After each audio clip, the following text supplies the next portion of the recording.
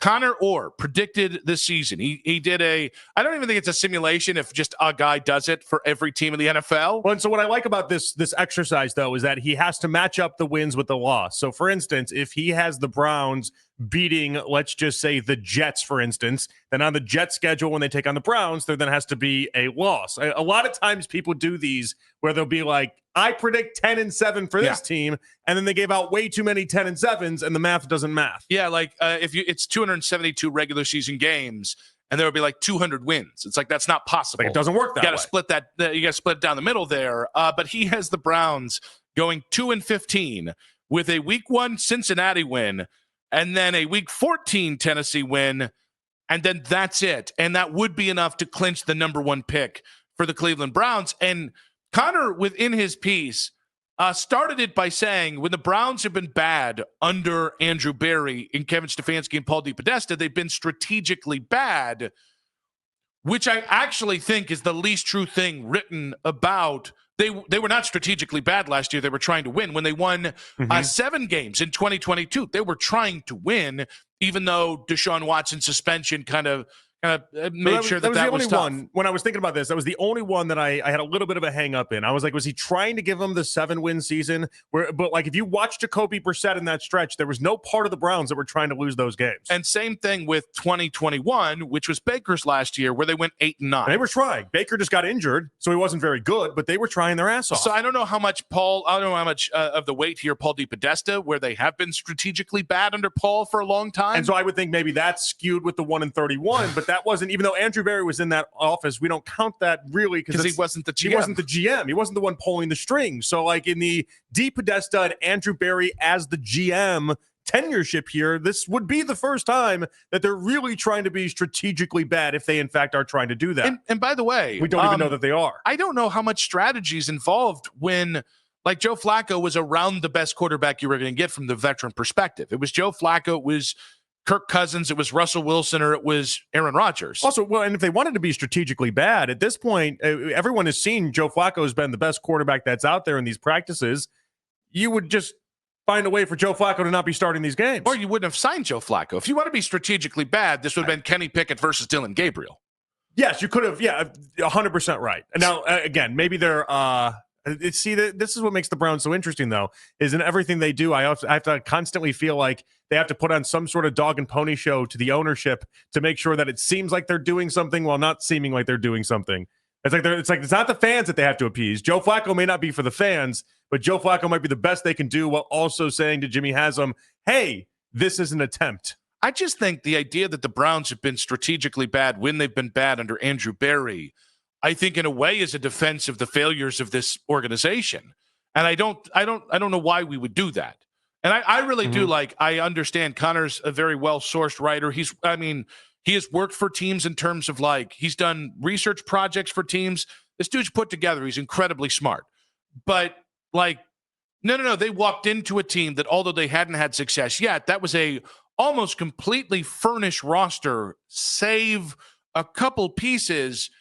And then they fumbled their way through the next 5 seasons with 2 of them being successful. I think that's a better way of putting it than hey, when they went 7-10 and Baker, the ass fell out, or 8-9 when the ass fell out with Baker, they meant to do that bleep. I don't think they did. I think they fumbled their way to 8-9. But are people like Connor looking at last year in just a different lens than we are? And I tell him he's wrong because he's just not paying enough attention, and we do this every single day. But are they looking at the 3-win season last year as them? Was that supposed to be strategic on the Browns' behalf? No, because he's also the guy that last year I think predicted the Browns to be a 10 or 11 win team.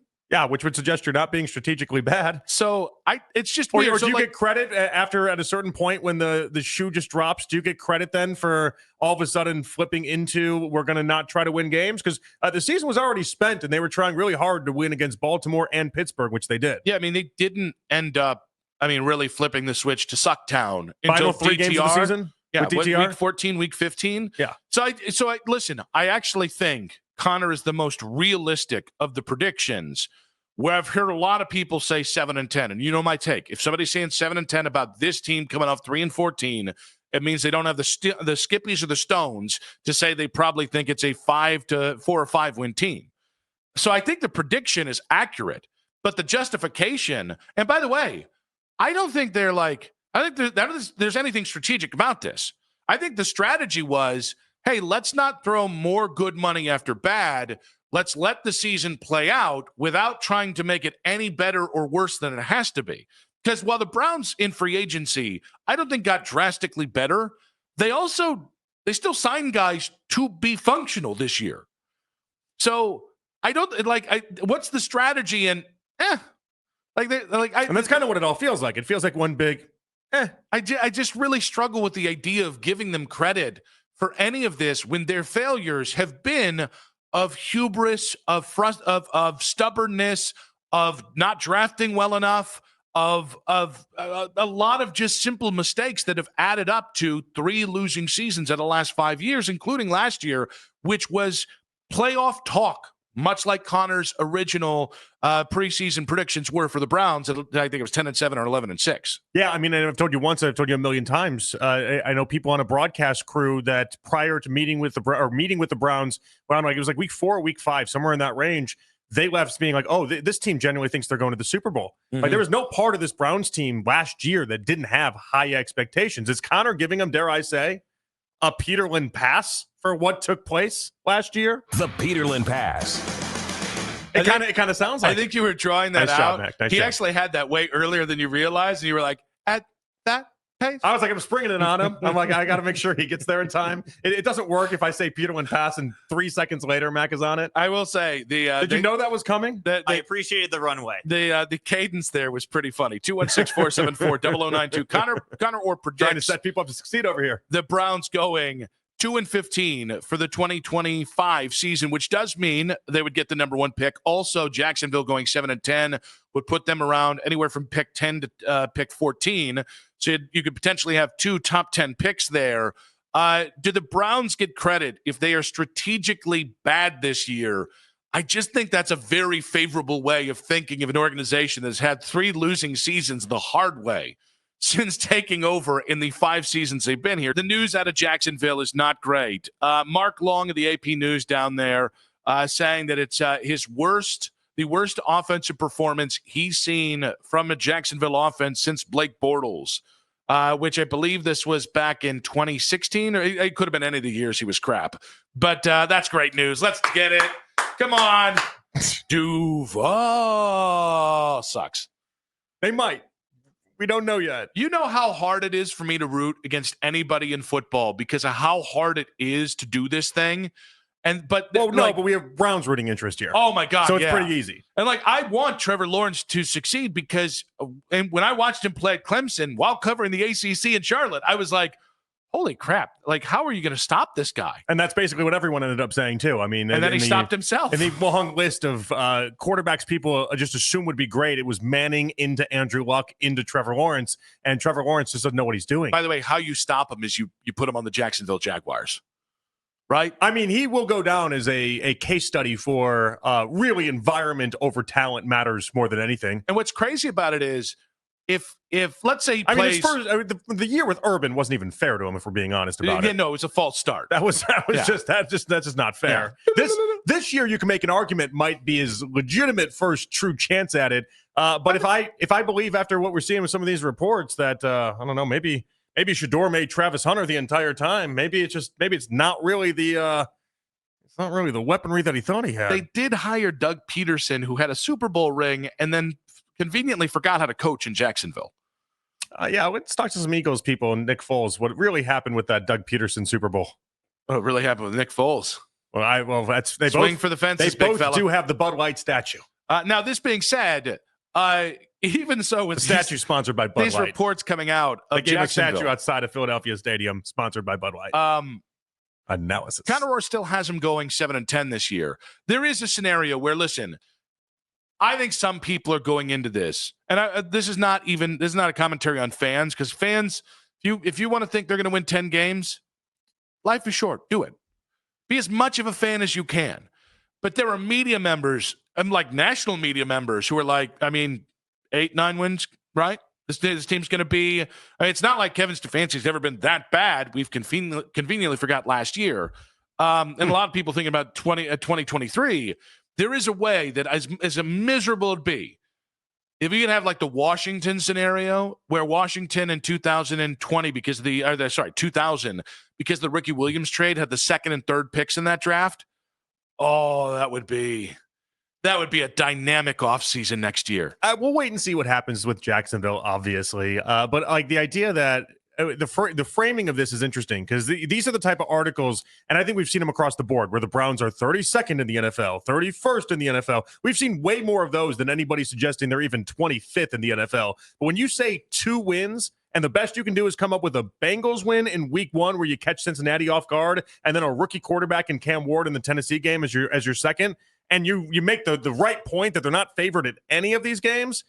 This is the ammo that I would use if I was Stefanski after the fact. Yeah, but okay, I think that also matters into this conversation of every time somebody has quoted Jimmy Haslam from March in the owners' meeting saying, candidly, I love these guys, and there's a reason I brought them back, right, as some sort of Teflon rubber-stamped commentary on how he's going to feel for the rest of time. It's like, listen, if you go 5-12, I think Kevin's going to be here next year, depending on the circumstances. 4-13, you're starting to get a lot of losses, and it's really hard to keep the locker room with 13 losses, right? Right. 3-14, that's 6 wins in 2 seasons.